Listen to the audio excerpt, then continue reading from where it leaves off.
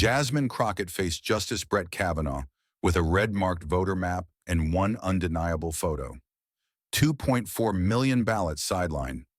87-year-old women forced to prove their patriotism in line. She wasn't just questioning legality. She was exposing a silent war on democracy. Kavanaugh tried to speak, but his silence said more. What did Jasmine reveal that made the Supreme Court tremble in under 46 seconds? Stay with us. This is a story worth every second of your time. The air in the Supreme Court chamber was thick, so thick it felt like you could cut it with a knife.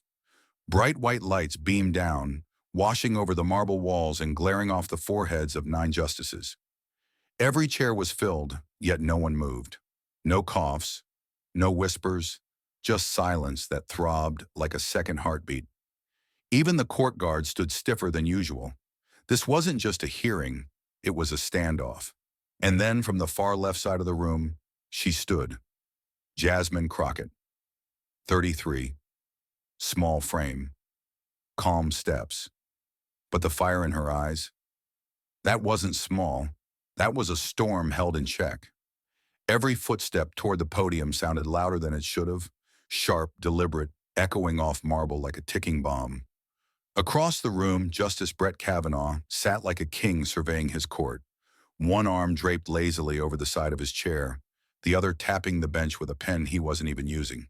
His smirk curled up slowly, deliberately, a smile that reeked of entitlement. He didn't flinch when Crockett looked up at him. He didn't need to. His body said it all. "I've been here longer. I'm the law. You're a guest." That smirk didn't greet her. It challenged her. And the unspoken message was clear. This is my world. Be careful where you step. The case was brutal. A new Texas law slashing mail-in voting access, especially in poor, rural, and minority communities. It was legal suffocation disguised as reform. Millions stood to lose their voice, and today they had none. No witnesses, no voters, no community leaders. Just one voice in that chamber fighting for them. Jasmine Crockett. And the man she was about to face wasn't just another judge. He was the symbol of every locked door she'd ever kicked open. But just as the silence began to settle, Jasmine Crockett stepped into it, sharp, steady, unshaken. She adjusted the mic with the calm precision of someone who had measured this moment in her mind 100 times before.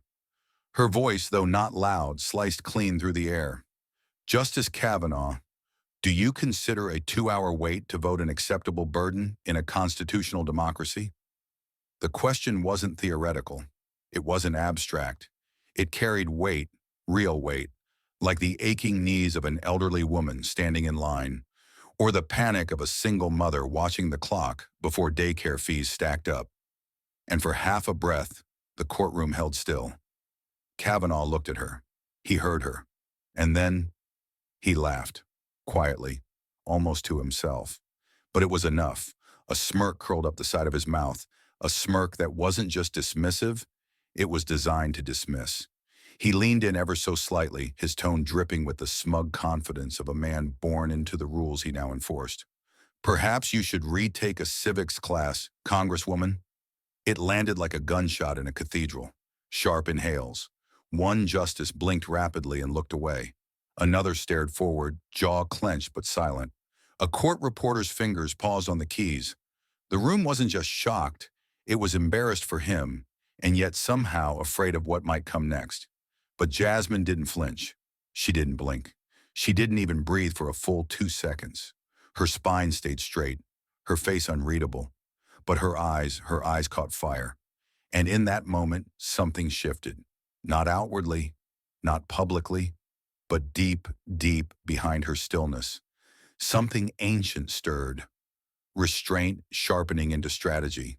She lowered her gaze, flipped a page in her folder, and clicked her pen with absolute control.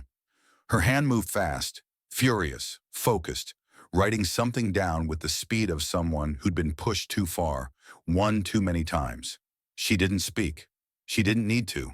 That look in her eyes said everything. You just made the biggest mistake of your career. She returned different.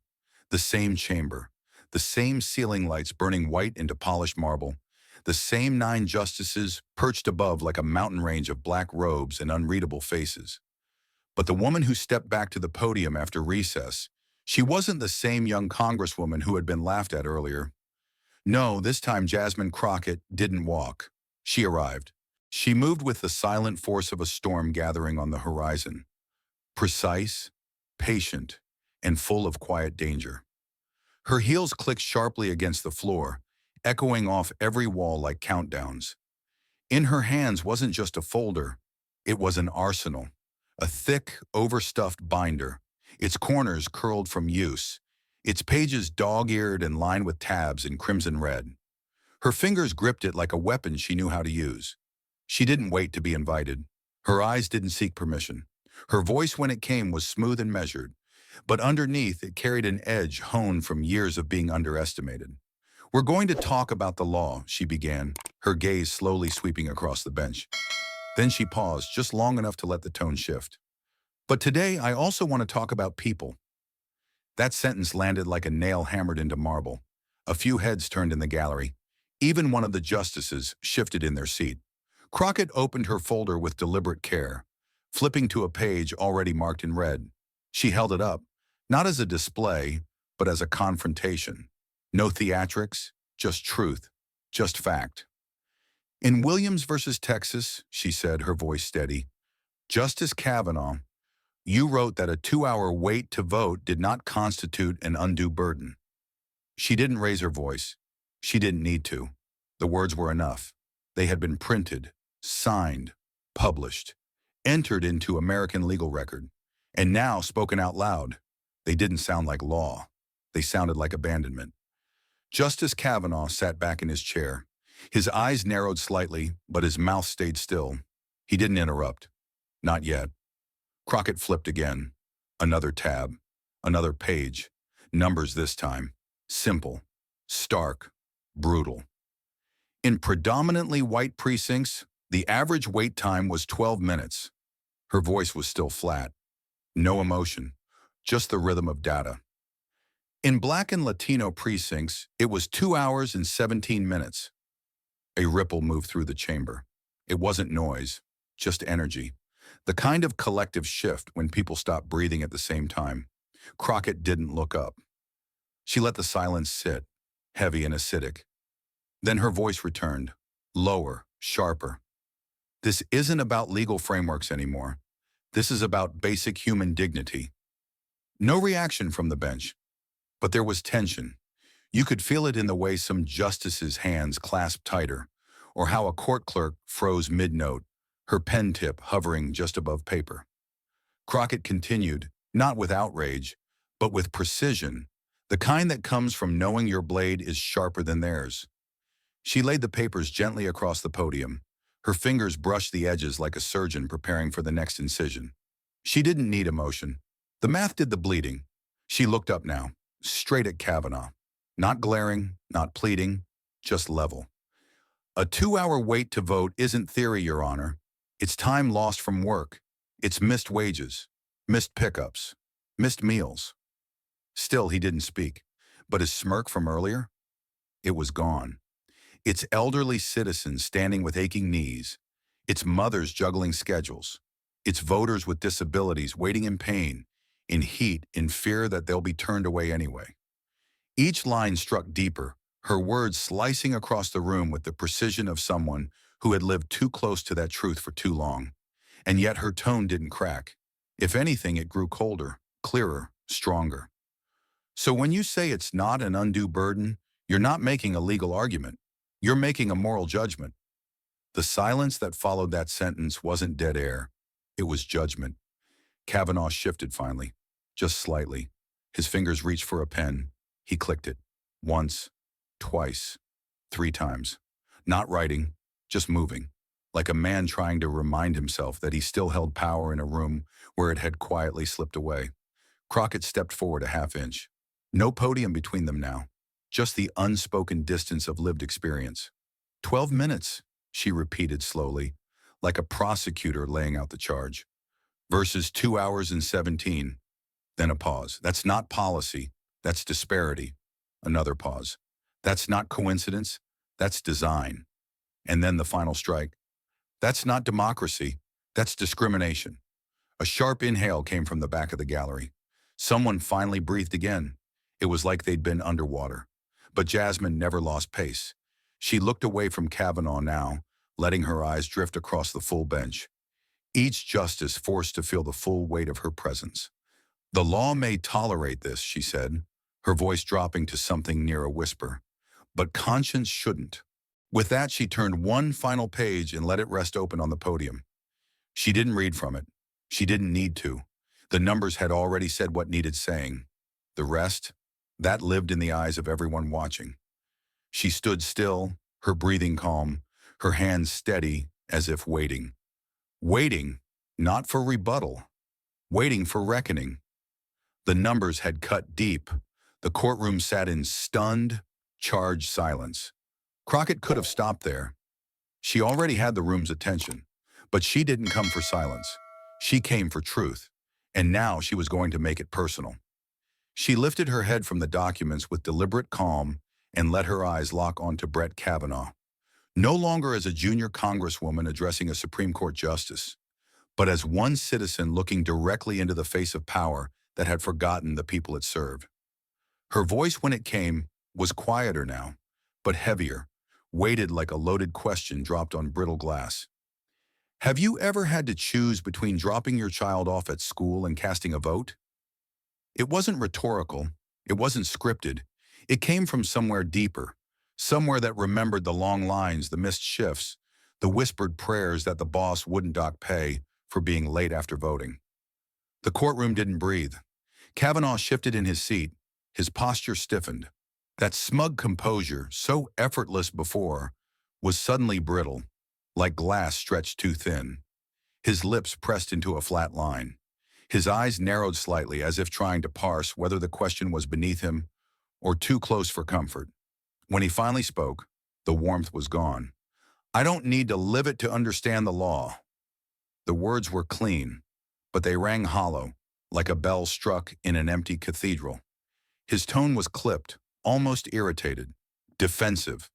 The kind of answer you give when you know the question just cut too close. The reaction was instant. A few justices exchanged glances. One of the clerks, young, probably fresh out of law school, looked up, her mouth slightly open, stunned. In the back of the gallery, a retired election official crossed his arms slowly, eyes fixed on Kavanaugh, like he'd just heard a man admit he'd never walked the battlefield. Only written rules for it. Crockett didn't blink, but something shifted in her jaw, something tight and subtle, a flicker of restraint fighting with fury. And when she spoke next, her voice came low, almost flat, but sharpened to a razor's edge. Sir, that is exactly the problem. 6 words, 6 bullets. Each one aimed straight at the center of everything he represented. She didn't raise her voice. She didn't need to. The silence itself became her amplifier. It wrapped around her words and echoed them through the chamber like judgment. Then, with the slow deliberateness of someone drawing a blade, she reached down and slid a smaller folder onto the podium. Her fingers didn't tremble. Her eyes never left him. She flipped it open. No drama, no flair, just fact. Document after document, bound with a red tab and neatly stacked, but suddenly heavy as stone. These are your financial disclosures, Justice Kavanaugh, she began. Her tone wasn't angry. It was surgical. She flipped to the first page. Your reported residence over the past 20 years has never been in a neighborhood where the median income was below $75,000. Not once. Flip. Your employment history is entirely within federal courts and the upper rungs of government. You've never had to request unpaid leave to make it to a polling place. You've never waited for hours, hoping your boss wouldn't cut your hours for showing up late because the line outside the elementary school wrapped around the block. Flip. And most notably, your case history, as both an attorney and a judge, does not include a single instance where you represented an individual voter who had been disenfranchised or silenced by voter suppression. She paused, let it sink. Not because she needed a moment, but because he did. Kavanaugh's face had gone pale. Not white, not sickly. Tight.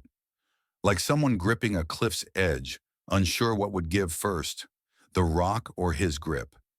He opened his mouth slightly, but no sound came, because there was nothing to say. She lowered the file to the podium gently, hands resting on either side, her shoulders squared, her stance firm. For the first time since she entered the chamber, she didn't look like someone making a case. She looked like someone delivering a verdict. The courtroom itself felt smaller, hotter. The lights above seemed to grow brighter, or maybe it was just that no one dared move. Even the justices who'd held themselves so far above the fray were now shifting, uncomfortable. A few looked down. Others stared straight ahead, their eyes locked in place like a jury that had just heard a confession. And Kavanaugh, once untouchable in his robe and his silence, sat there under a different kind of light now. Not the glow of legal authority, not the stage light of public hearings. This light was colder, harder. It exposed, because in this moment, he wasn't protected by title or tenure. He was just a man who had just admitted, whether he realized it or not, that he'd never had to live with the consequences of the rulings he made. And Jasmine Crockett, voice of the unheard, daughter of a working-class South, defender of the invisible, had just stripped away every layer he thought would shield him. There were no more legal footnotes, no more philosophical deflections, no room for theory. There was just one question left hanging in the air, louder than anything that had been said aloud. How can you judge the weight of something you've never had to carry? But Crockett didn't ask it. She didn't need to, because by now every person in that room, including Brett Kavanaugh, already knew the answer. He should have stayed silent. For the first time since the hearing began, Brett Kavanaugh looked like a man who didn't quite know where the ground had gone beneath him. Jasmine Crockett's questions had pulled the seams apart, line by line, layer by layer, and now only thin fabric stood between him and the full exposure of his distance from the very people he claimed to serve. But pride is a dangerous thing, and it dies slow. So instead of conceding, instead of reflecting, Kavanaugh did what power often does when cornered. He laughed, not loud, not long, but enough. Enough to cut, enough to tell the room he was still clinging to the idea that authority meant immunity. He leaned back slightly, adjusting his robe like it gave him armor. The chuckle came low, forced through his nose. Then came the sentence. Arrogant, deliberate, spoken like a man still clinging to the illusion that age and title were trump cards no one could touch. I've been practicing law since before you were in high school. It wasn't just an insult. It was a scalpel. He was drawing a line between himself and her, between the world of Ivy League pedigrees and federal appointments, and the one she came from.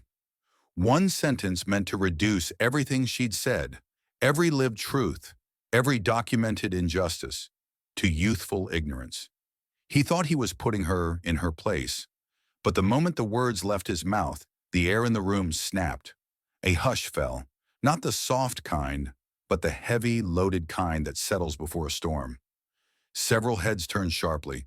One justice blinked, then slowly leaned back, as if unsure of what they were witnessing. A clerk's pen froze mid-word. Even the gallery, which had been trained to stillness, shifted in their seats, shoulders stiff, brows furrowed. And Jasmine? Jasmine didn't move. She didn't look away. She didn't even blink. She simply stood there, one hand resting on the edge of the podium, the other loose by her side, completely still. But her stillness wasn't silence. It was pressure, coiled, controlled, precise. And then slowly, she lifted her gaze and looked him straight in the eye. Not as a politician, not as a woman under fire, but as someone who knew that she now held the knife edge of the moment. And when she spoke, her voice was low, unwavering, stripped of performance, just steel. A judge who doesn't understand the Constitution is dangerous. She didn't raise her voice. She didn't need to. Her words carried the force of lived experience, of being told to wait, to be quiet, to learn her place. But then she leaned in slightly, just enough that her next line seemed to land directly between them. But a judge who doesn't understand the people it's meant to protect? That's far more dangerous. The line didn't just hang in the air. It froze the room. Kavanaugh's face lost color, not suddenly but subtly, The flush that had risen to his cheeks just moments ago drained. The smirk had vanished entirely, replaced with something harder to define, a flicker of disbelief, masked panic, the thinly veiled terror of someone realizing the room no longer belonged to him. His mouth opened slightly as if to respond, but nothing came out. Behind him, two justices shifted back in their chairs. One exhaled slowly through his nose and crossed his arms. The other looked down, then up again, his eyes fixed not on Kavanaugh, but on Crockett, watching, listening, processing, because in that instant, the entire hearing had turned. Not with shouting, not with fury, but with 6 words that spoke louder than any gavel. That's far more dangerous. And in that silence, icy, sharp, unblinking, everyone in the chamber understood one thing with absolute clarity. She had just seized the ground beneath his feet. Kavanaugh didn't answer. He didn't need to. The look on his face, pale, tightened, exposed, had already betrayed every thought racing behind his silence. But Jasmine Crockett wasn't finished. Not yet. There was still one thing left to show. And this time, it wasn't a legal citation or a line from a ruling. It wasn't data or theory or constitutional language. It was truth, human, undeniable. Her hand moved slowly to the final page in the folder. The movement was precise, like she was unsheathing something sacred. She flipped it over, gently. No sound, no words. Just a photograph, worn at the edges, encased in a clear sleeve. She didn't explain it right away. She let the image speak first. Then she held it up, facing the bench. It wasn't a protest sign. It wasn't a headline. It was a moment frozen in full, quiet power. Her grandmother, 87 years old, standing in a line that stretched down a cracked sidewalk, wrapped in summer heat, her shoulders curled not from age but from 3 hours of waiting. One hand gripped her walker. The other clutched her voting papers like a flag. Crockett didn't look at the gallery. She didn't look at the cameras. She looked straight at Kavanaugh. When she spoke, her voice was low, deliberate, and carried the weight of generations. "My grandmother doesn't want your pity," she said. Each syllable landed with clarity and restraint. "But she shouldn't have to prove her patriotism by standing 3 hours under the sun just to vote." That line sliced through the air. It wasn't a plea. It wasn't even an argument. It was a fact, and it left no room for rebuttal. For a moment, the courtroom wasn't a courtroom. It was a mirror, and everyone in it had to look. Crockett's hand stayed steady, holding the photo up like evidence, like testimony, like a truth too many had ignored because it was easier to pretend it didn't exist. But not today, not in this room. The silence that followed wasn't awkward. It was sacred. You could feel it settling over the gallery like a hush at a funeral. Chairs didn't creak. Pens didn't move. Even the justices stopped blinking. And then Brett Kavanaugh looked down. Not to review a note, not to check a transcript. He looked down the way a man does when he realizes a wall has cracked and the truth is pouring in. It was the first time all morning that he broke eye contact, the first time his body language said, "I don't have a defense." Crockett didn't soften. She didn't let him off the hook. Her tone remained calm, but her words carried more weight than any ruling he'd ever written. She lowered the photo just slightly, then asked the final question, pointed, quiet, irreversible. "If you were my grandmother, would you still believe a 2-hour wait isn't a burden?" She didn't blink. She didn't move, because she already knew the answer. And so did he. And so did everyone watching. He had no answer. The question hung in the air like smoke after a gunshot. "If you were my grandmother, would you still believe a 2-hour wait isn't a burden?" And it didn't fade. It lingered. It pressed. It demanded something he could not give: perspective. Brett Kavanaugh sat frozen at the bench. His hands twitched as if they weren't quite sure whether to fold, to write, to gesture, anything to restore control. But control had slipped. He inhaled sharply and leaned forward, lips parting to speak. Instinct, perhaps. Habit. A man used to commanding rooms, delivering lectures, dictating rulings. But the voice that tried to rise inside him found no footing. The words stalled, collapsed mid-formation, crashing against the back of his throat like waves against a closed door. He tried again. This time, a low, strangled grunt escaped, followed by a stammer of syllables with no meaning. I, well, what I meant to, what I, but he couldn't finish. He couldn't even begin. His cheeks were no longer pale. They were burning crimson, rising like a fever past his collar, past his ears. The smirk, the smug self-assurance, the condescension that had carried him through every exchange prior, all of it was gone. What remained was something far more human, far more raw. His right hand dropped beneath the bench, gripping the underside with such force that the wood creaked faintly beneath his fingers.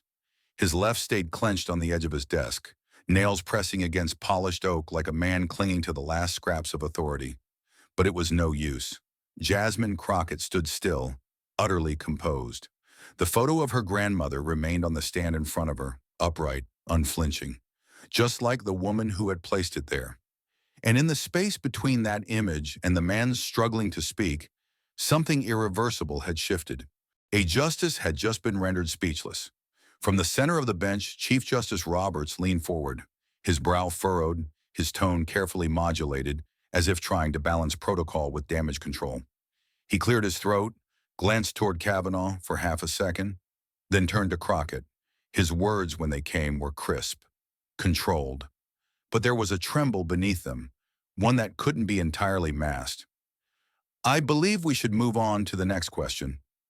It wasn't a suggestion, it was a lifeline, a pivot, a desperate attempt to salvage what little structure remained in the moment. But Crockett didn't nod. She didn't shuffle her papers. She didn't thank him for the redirection. Instead, she tilted her head slightly toward the microphone, her voice calm and unwavering, still quiet but sharpened to a single devastating point. No need. He just answered all of them. The impact was immediate, not loud, not violent, just final. No one spoke. No one moved. It was as if the oxygen had been pulled from the room. The gallery remained frozen. The clerks had stopped typing. Even the justices, cloaked in years of training and self-restraint, looked visibly shaken. One rubbed his temple. Another stared down at his own lap, refusing to meet anyone's eyes. And Kavanaugh, he still hadn't lifted his gaze, still gripping the desk, still trapped in the silence. But now it wasn't the silence of power. It was the silence that follows surrender. Crockett said nothing more. She didn't need to, because in that moment, every question she'd asked, every statistic she'd cited, every line she'd drawn between theory and lived reality, all of it had collapsed into this single truth. Sometimes the most brutal answer is the one you cannot speak. And he had just spoken volumes. The power had shifted so subtly, so cleanly, that it hadn't needed a gavel or a headline to confirm it. It was in the air, in the way the walls seemed to hold their breath, in the way the photograph on the desk carried more weight than any law book ever could. It was in the way the justice had folded, and the Congresswoman hadn't even raised her voice. This wasn't courtroom theater. This was reckoning, and it had landed right where it was meant to. No need, he just answered all of them. The words hadn't echoed, but they didn't need to. They detonated in silence. For a moment, the courtroom felt like it had stopped breathing. Not a shift, not a cough, not a scribble of a clerk's pen. The silence was unnatural, too sharp, too total. It wasn't the kind of silence that followed a pause in testimony. It was the kind that fell over a battlefield after something irreversible had happened. And in that stillness, something else stirred. Power moved, not loudly, not dramatically. It wasn't a gavel slamming or a shouting match. It was something more primal, a transfer, the kind that doesn't come from law books or seniority or black robes. It came from truth, from clarity, from the moment a single voice grounded in lived reality cut through years of distance and hit something that couldn't be unheard. Across the long mahogany bench, the justices sat in their ceremonial black robes, symbols of gravity, of detachment. But now those robes looked heavier than usual, as if the silence itself was weighing them down. Justice Alvarez, one of the more reserved justices on the left side of the bench, gave the smallest of nods toward Justice Liu. It wasn't a gesture of agreement or strategy. It was acknowledgement, a signal that something real had just happened in front of them, and that pretending otherwise was no longer possible.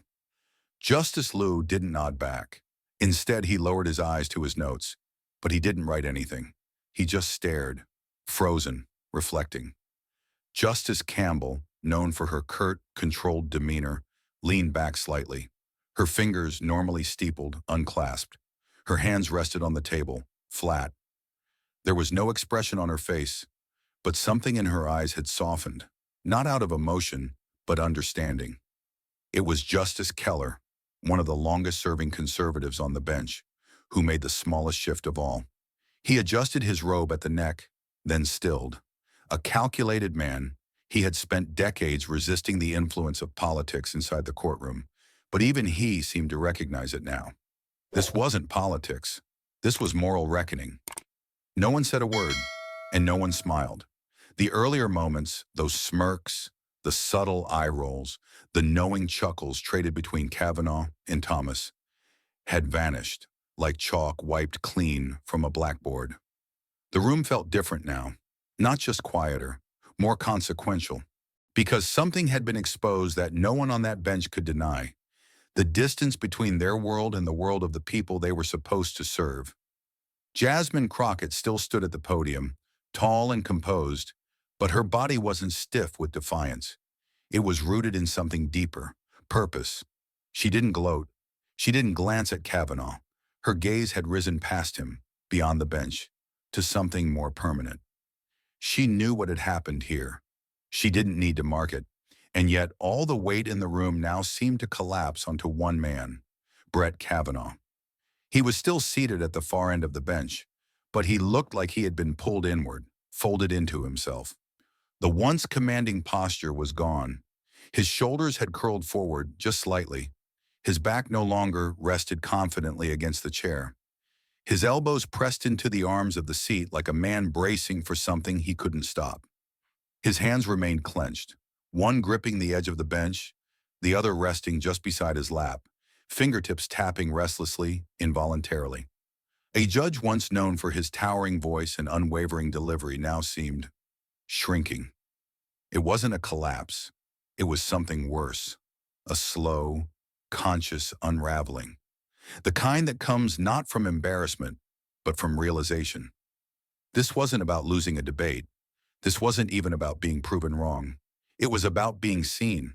For years, Brett Kavanaugh had been the one holding the gavel, the final say. He had moved through hearings, through rulings, through storms of criticism with that ever-present smirk and a shield of confident denial. But now, stripped of that posture, stripped of the detachment, he sat as he truly was. A man who had never stood in that line, never missed a paycheck to vote, never had to choose between civic duty and survival. And now the courtroom could see it. He could see it. And what was worse, he knew they could see that he saw it. His head lowered slightly, not a dramatic bow, just a subtle dip, like a man no longer trying to hold eye contact with the moment. His jaw twitched once, then again, but no words came. He didn't reach for a rebuttal. He didn't attempt a final comment. Even he understood. This wasn't a space where words could save him. Behind him, the high walls of the courtroom stood tall and cold, lit by the same light that had gleamed off every surface all morning. But now that light felt different. It no longer spotlighted authority. It cast shadows, shadows that outlined not who had titles, but who had truth. There was no ruling yet, no verdict. But everyone in that chamber understood something irreversible had just occurred. The hierarchy had inverted. Jasmine Crockett, the congresswoman who had once been dismissed with a chuckle and a throwaway insult, now stood unchallenged. Her arguments, her stories, her photo, her voice had not just survived scrutiny, it had dismantled it. And Kavanaugh, he didn't just lose the room. He was no longer the most powerful person in it. This was the quiet transfer of authority. No laws changed, no robes were dropped, but something had shifted in the current.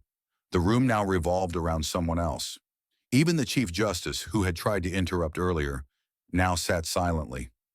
Roberts glanced once toward Kavanaugh, then back to Crockett, but said nothing. His hands remained folded, his lips pursed. For all his control, even he seemed to understand the weight of what had just unfolded. And it had unfolded without anyone raising their voice.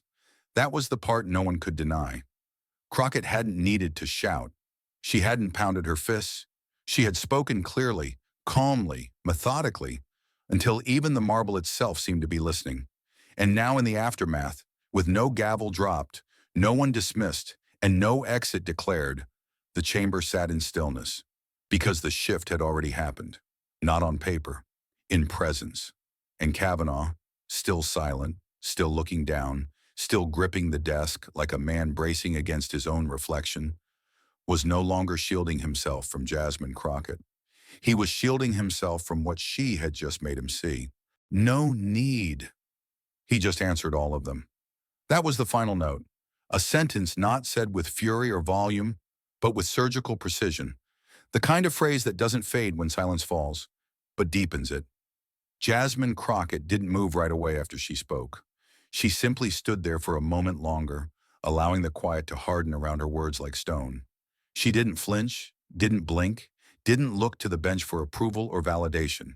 She had already claimed something far more powerful than affirmation. She had claimed the room's attention, and more than that, its conscience. Every eye was still on her, yet the heat of judgment had evaporated. What replaced it was something closer to reverence, or perhaps reckoning. When she finally turned to walk back to her seat, it wasn't a retreat. It was the descent of a thunderstorm that had already broken and left the sky permanently altered. The weight of what she'd said didn't lift when she stepped away from the podium. It followed her like a tide, dragging everything else in the room with it. Her shoes tapped softly against the marble floor, a rhythm too steady to belong to someone who had just gone toe-to-toe with the most powerful bench in the country. There was no tremble in her posture, no exhale of relief, no rush to get off stage, as if she had survived something terrifying. She didn't walk like someone who'd made a point. She walked like someone who had made history. Behind her, the justices sat still, more still than they had been all day. Some leaned slightly forward as if trying to process what they'd just witnessed. Others leaned back, eyes lowered, expressions unreadable, not because they were guarded, but because they were shaken. The power dynamic in the room had not only shifted, it had inverted, and they knew it. And Jasmine, without looking back, without saying another word, had become the gravitational center around which all of them now quietly orbited. Every second of her walk back was laced with tension, not her own, but the kind she had created in others. Tension not born of conflict, but of exposure. The kind that only shows up when truth has been spoken plainly and there's nowhere left to hide from it. She reached the witness table and stopped for just half a second, not hesitating but holding space. Her hand touched the back of the chair with casual grace, yet there was nothing ordinary about the moment. Slowly, she pulled it back and sat down. No dramatic gestures, no sigh of victory, no whisper to an aide. She sat like someone who had just delivered a verdict and didn't need anyone else to co-sign it. Her hands rested lightly on the table in front of her, fingers unclenched, eyes forward. Her shoulders remained squared, and her chin stayed lifted, not with defiance but with clarity. She didn't need the bench's affirmation to know what she had just done. She had spoken from a place far deeper than politics. She had stood in defense of something no robe, no title, no legacy could invalidate: the lived experience of her people. From her seat, she didn't scan the room. She didn't look for reaction, because she wasn't searching for proof that she had been heard. She already knew. The silence was her confirmation. The stillness of the justices, the frozen pens of the clerks, the suspended breath in the gallery, it all testified on her behalf. Jasmine Crockett had entered the chamber as a congresswoman expected to be dismissed, diminished, derailed. But now she sat in that same room, not as a guest of the court, but as its reflection. Her presence, her poise, her restraint, it all spoke to a deeper authority, one not issued by appointment or conferred by seniority, but earned through clarity, conviction, and a refusal to be talked over, laughed off, or intellectually erased. And in that chair, she no longer faced the court. The court now faced her. Across the bench, subtle shifts betrayed the internal unrest the justices tried to mask.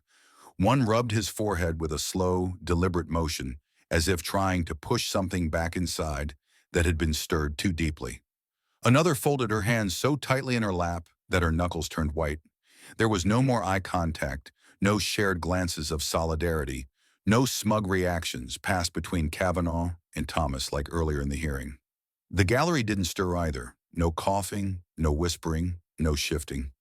The whole room had entered a kind of suspended animation, with Jasmine at the center, not as a disruptor, but as a recalibration. The rules of power, the language of law, the weight of legacy, it all felt thinner now, almost exposed for what it often was. Distance cloaked in dignity. And that cloak had just been pulled back with one photo, one question, and one voice that never cracked, even under the weight of 9 robes. As Jasmine adjusted a single sheet of paper in front of her, not because she needed to, but because her hands needed something to do in the heavy stillness, it became clear that this moment wouldn't just be remembered for what was said, it would be remembered for what wasn't, for the gaping silence that filled the room after her final question, for the way Kavanaugh had looked down and never looked up again, for the way the court, which so often had the final word, now sat like a room full of people who had finally been told something they should have already known. And in that stillness, Jasmine Crockett didn't shrink or exhale or retreat. She expanded.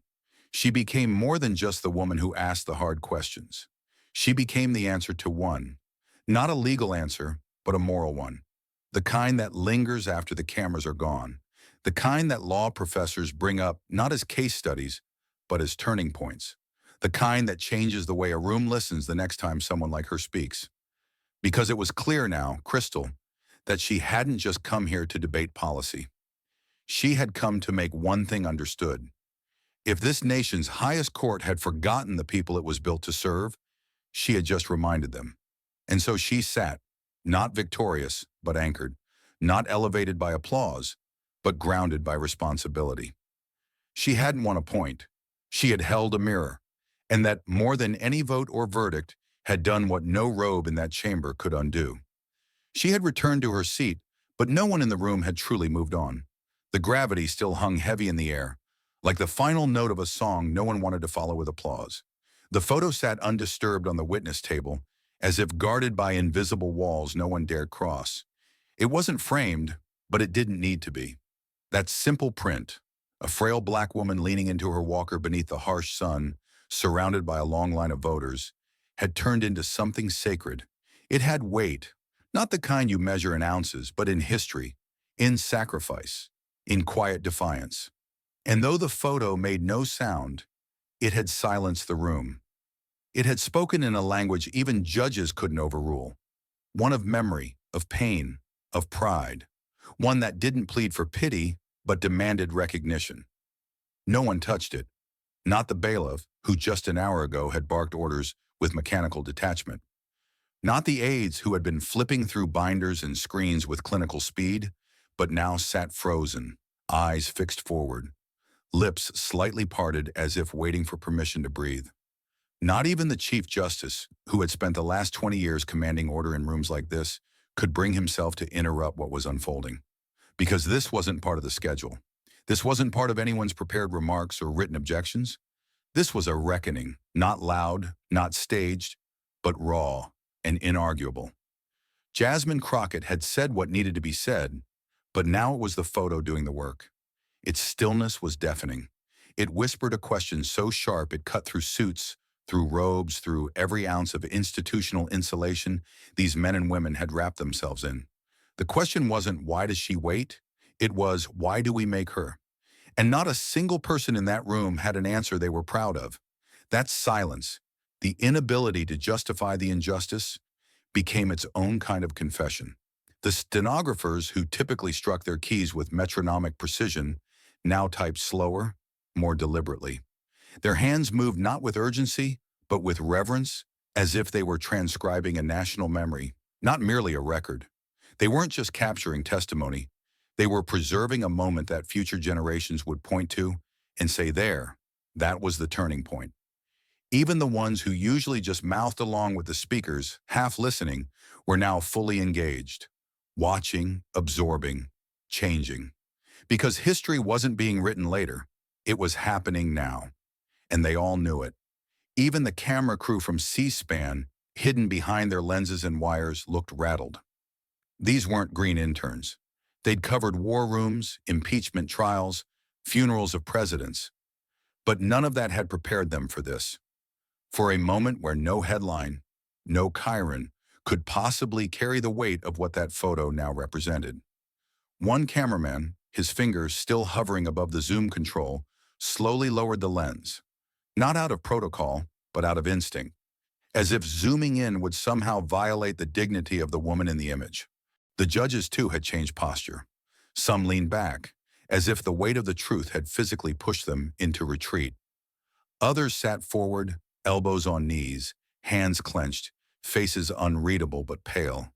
There were no side glances, no whispered remarks, no more tapping pens or crossed legs.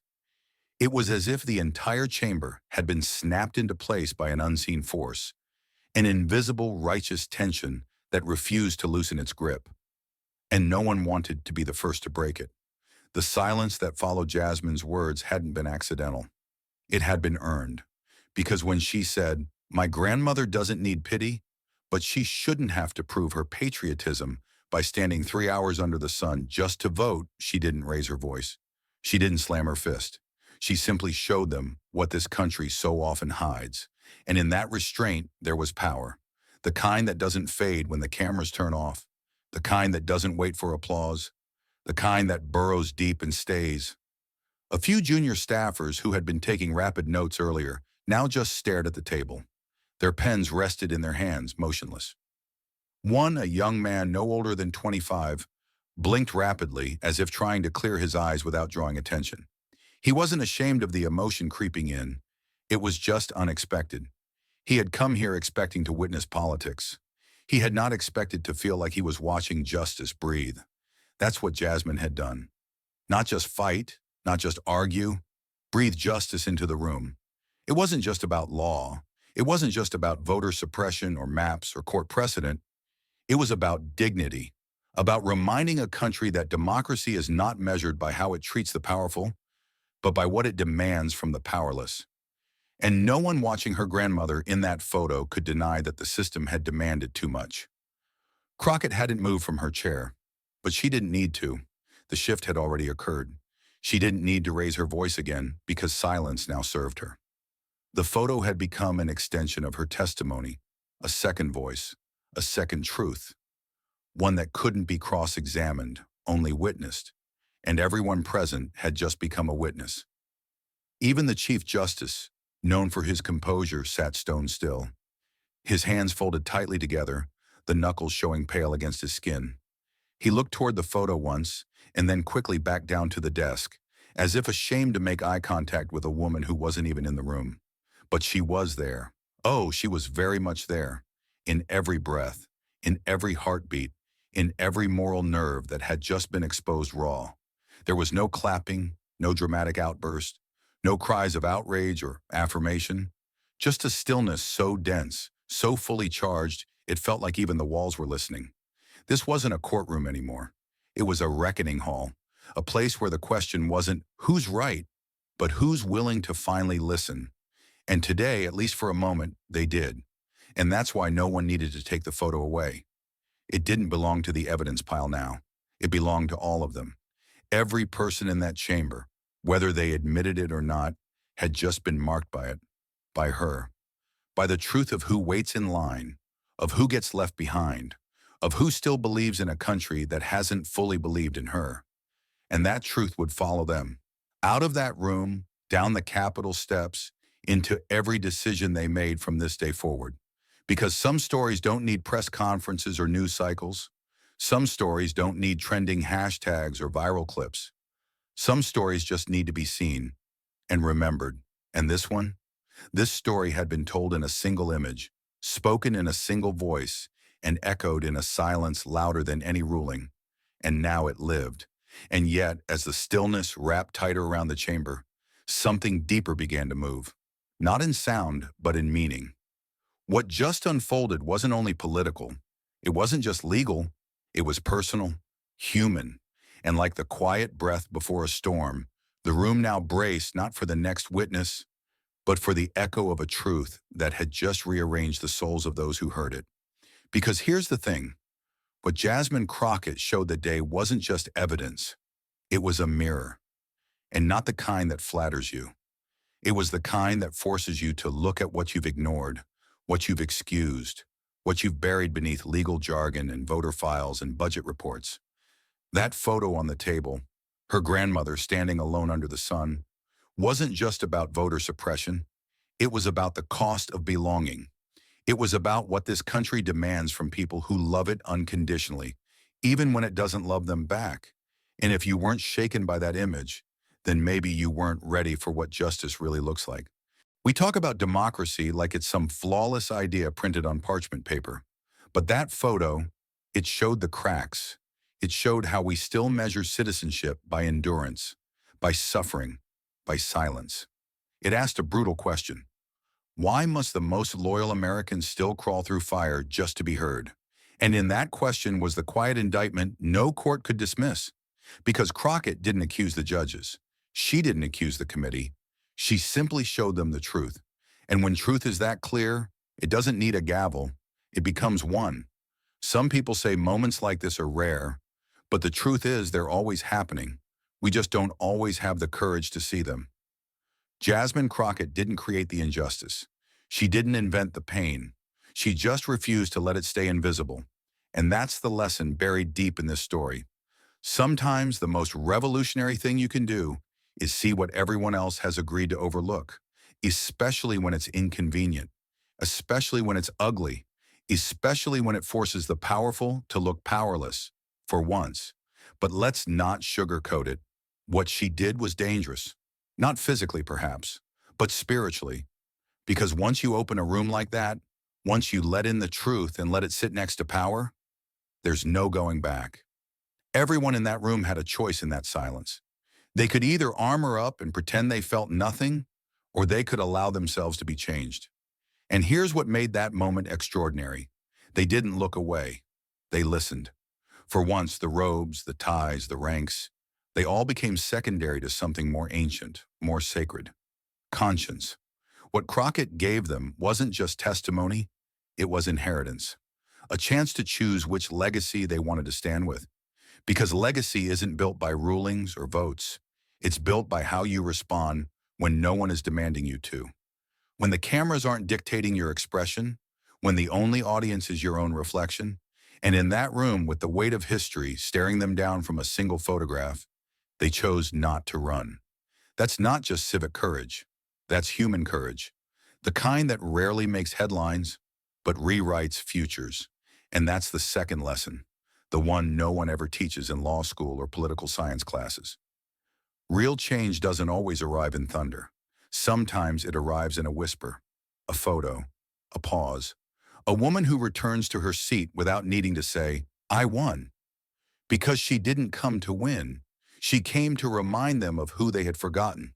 And sometimes that reminder, that uncomfortable nudge toward empathy, is the most powerful tool in a democracy that forgets far too easily. You see, Jasmine's power didn't come from her title. It didn't come from the mic or the cameras or the applause that waited outside. It came from the clarity of her cause, from the fact that she didn't flinch when the moment demanded more than politics. She stood still, not because she was unsure, but because she was unwavering. And the world doesn't know how to handle that kind of stillness. It's used to noise, to rage, to theater. But Crockett didn't perform. She remembered. She honored. And in doing so, she forced everyone else to feel what they've trained themselves to forget. And that's the third truth. Memory is resistance. In a system designed to move on, to spin, to sanitize, choosing to remember is an act of defiance. Remembering her grandmother. Remembering those who never got a seat at the table. Remembering the long lines, the closed precincts, the worn-out hands filling out ballots that may or may not get counted. That memory isn't weakness, it's armor. It's what gave Crockett the power to walk into that courtroom, not as a victim, but as a vessel of truth too heavy to be ignored. So what's the human lesson in all this? It's simple, but brutal. Just because something is legal doesn't mean it's just. And just because someone is silent doesn't mean they've accepted their fate. Crockett didn't storm the court. She didn't tear down the walls. She simply carried a photo. And in that photo lived every unspoken question Black Americans have asked for generations. Am I seen? Am I equal? Is my voice safe here? And the silence that followed her words finally whispered back, yes. Today, yes. But let's be honest, that answer isn't guaranteed. It's not permanent. It's not institutionalized. It lives in people. It lives in witnesses who refuse to forget, in lawmakers who choose empathy over ego, in citizens who vote with their eyes open and their hearts steady. What Jasmine Crockett gave us wasn't closure, it was ignition. A reminder that the fight isn't over when the hearing ends. It's just moved to a quieter battlefield. Our homes, our neighborhoods, our ballots. That's what makes this story more than a headline. More than a viral clip. It's a blueprint of what it looks like when someone chooses truth over fear, dignity over retaliation, legacy over applause.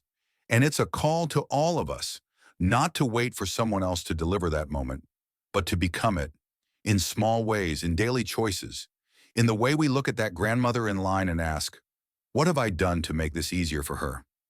Because if that's not the question we're asking, what are we even doing here? And finally, the deepest truth. Courage isn't loud, it's deliberate. It's returning to your seat after shaking the room and not needing validation.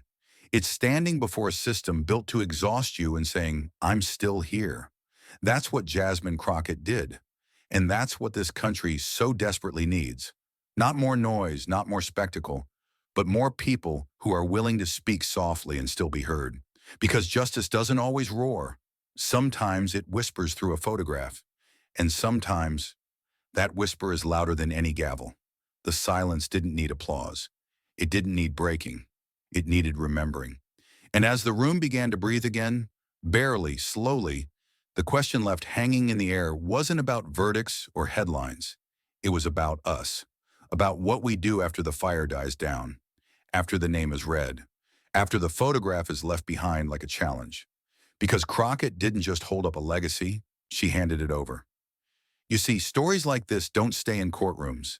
They bleed into the rest of our lives, into dinner tables and classrooms and subway cars and silent elevators.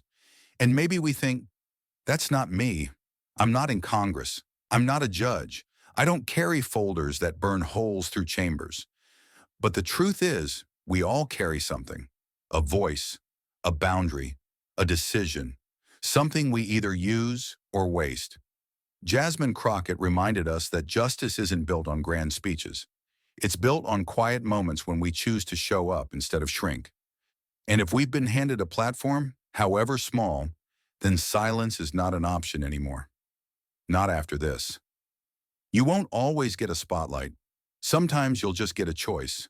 You'll hear someone laugh at the wrong joke, see someone get ignored in a meeting, watch a neighbor get profiled, feel the air shift in a room because someone said the quiet part out loud. And in that moment, you'll feel the pull. To stay quiet, to stay neutral, to avoid the mess. But that's where injustice survives, in the gaps we leave behind, in the pauses where courage should have spoken. And this is the moment where you stop waiting for permission. Because the world doesn't change when we all agree. It changes when someone decides enough is enough. When someone risks being misunderstood to protect someone else from being erased. Jasmine didn't wait for a perfect moment. She made one. She didn't raise her voice to be right. She raised it so that no one could pretend they hadn't heard. That's not performance. That's public service. That's what we're missing. So here's the challenge. Start treating every room you enter like a place where something sacred is at stake. Because most of the time, it is. There's always someone in the room who's carrying too much alone. Always someone whose story doesn't get airtime. Always a policy, a bias, a whisper, a structure that's hoping you stay comfortable enough to look away. But once you've seen what Crockett saw and felt what she forced that courtroom to feel, you can't go back. You either become part of the silence or the signal. And maybe the system won't change overnight, But you do every time you say, that's not okay, even if your voice shakes. Every time you stand beside someone instead of in front of them. Every time you choose principle over popularity. That's not small. That's the new muscle of justice forming inside you. That's how movements begin, not with riots or revolutions, but with one person, one moment, one decision that refuses to betray what is right for what is easy. You want to honor that moment in the courtroom? Don't just share the clip. Study it. Ask yourself why it moved you. Then ask what you'll do about it. Not someday, not when it's convenient. Now, because democracy doesn't fall all at once. It erodes quietly through shrugs and excuses and well-meaning people who didn't want to get political. But as Crockett proved, the minute you walk into a room where people's rights are being gambled away, it's already political. And your silence is a vote whether you cast it or not. Look around you. Whose voice gets cut off in your spaces? Whose experience gets questioned, minimized, left outside the frame? Whose pain gets packaged into talking points instead of addressed like real harm? These aren't rhetorical questions. These are roadmaps. Follow them, and you'll find the places where you are most needed, not as a savior, but as a servant, as a witness who refuses to look away, as someone who understands that justice isn't about who wins. It's about who refuses to disappear. You don't need a podium to be powerful. You just need a spine. You just need to treat your platform, however small, however private, as something sacred. Your Instagram, your classroom, your break room, your Thanksgiving table. These are all stages. And the question isn't whether you'll be on one. The question is whether you'll use it. Whether you'll tell the truth even when it trembles. Whether you'll stand still when the winds of backlash come. Whether you'll risk being unpopular to be unshakably human. That's what Jasmine Crockett did. And she didn't do it for applause. She did it because someone had to. Because someone always has to. And now that someone might be you. Because maybe the system is waiting for its next shift, its next photo on the table, its next voice that sounds different than what power is used to hearing. The story doesn't end with Crockett. It starts with her. The next scene is yours.